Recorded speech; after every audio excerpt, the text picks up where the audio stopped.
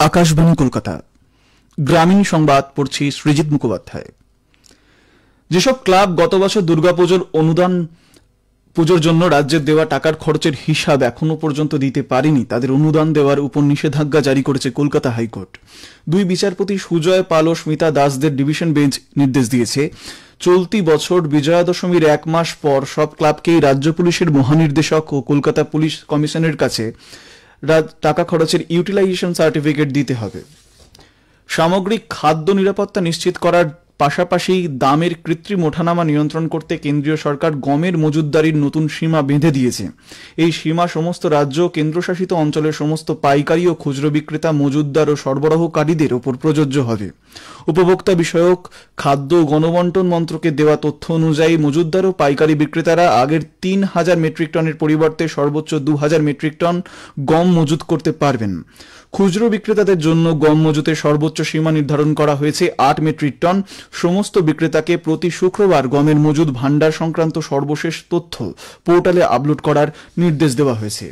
পুরুলিয়ার বলরামপুরের ব্লকের তেঁতলো গ্রামে গরু পাচারের চেষ্টা গ্রামবাসীরা রুখে দিয়েছেন। গতকাল টোটো কাপড় দিয়ে মুড়ে ৫টি গরু পুরুলিয়া শহরের দিকে নিয়ে যাচ্ছিল পাচারকারীরা। গ্রামবাসীদের সন্দেহ হলে তারা টোটোটি আটকে পাচারকারীদের ধরে ফেলেন। পুলিশ গিয়ে গরুগুলি উদ্ধার করে, ধৃতদের আজ আদালতে তোলা হবে। দক্ষিণ ২৪ পরগনার কুলপির ঢোলাহাট গ্রাম পঞ্চায়েতের প্রায় ৫ কিলোমিটার রাস্তার বেহাল অবস্থার প্রতিবাদে টোটো চালকদের পাশাপাশি স্থানীয় বাসিন্দারা অবরোধ বিক্ষোভে সামিল হন। তাদের অভিযোগ, ধোলাহাট থেকে বেলুনি পর্যন্ত রাস্তায় পিচের আস্তরণ উঠে গিয়ে বড় বড় গর্ত তৈরি হয়েছে। এর জেরে সেখানে নিত্যদিন দুর্ঘটনা লেগেই থাকে। বেশ কিছুক্ষণ রাস্তা বন্ধ থাকার পর প্রশাসনিক আশ্বাসে তা উঠে যায়। ভারতের প্রাণী সর্বেক্ষণ সংস্থা ZSI এর বিজ্ঞানীরা পশ্চিমবঙ্গে কোলেম্বোলার দুটি নতুন প্রজাতি আবিষ্কার করেছে। কোলেম্বোলা হলো মাটিতে বসবাসকারী ক্ষুদ্র সন্ধিপদ প্রাণী, যেগুলি মাটির স্বাস্থ্য রক্ষায় গুরুত্বপূর্ণ ভূমিকা পালন করে। এই গুরুত্বপূর্ণ আবিষ্কার পশ্চিমবঙ্গে জীববৈচিত্র্যকে আরও গভীরভাবে বোঝার পথ প্রশস্ত করেছে।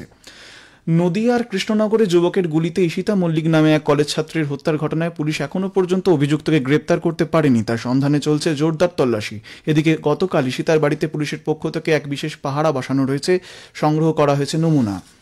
দক্ষিণ ২৪ পরগনার কুলতলিতে চতুর্থ শ্রেণীর ছাত্র পল্লব নস্করের মৃত্যু ঘিরে ধোঁয়াশা তৈরি হয়েছে। পুলিশ জানিয়েছে, পড়াশোনার সঙ্গে ফেসবুকে ভিডিও বানানোর নেশা ছিল ছেলেটির, কিন্তু আকস্মিকভাবেই চরম সিদ্ধান্ত নিয়ে ফেলে বছর 10-এর পল্লব। ঘটনাটি ঘটেছে কুলতলি থানার ২ নম্বর জালাবেড়িয়া এলাকায়। সোমবার প্রতিদিনের মতো সকালে উঠে স্কুলে যায় পল্লব, বিকেলে বাড়িতে সময় মতো ফিরেও আসে। এরপর তার কাকার 7 বছরের মেয়ে পল্লবের কাছে খেলতে এসে ঘরের ভেতরে তাকে ঝুলন্ত অবস্থায় দেখতে পায়। তৎক্ষণাৎ উদ্ধার করে জয়নগর কুলতলি ব্লক গ্রামীণ হাসপাতালে নিয়ে যাওয়া হলে চিকিৎসকরা তাকে মৃত বলে ঘোষণা করেন। গ্রামীণ সংবাদ এখন এ পর্যন্তই।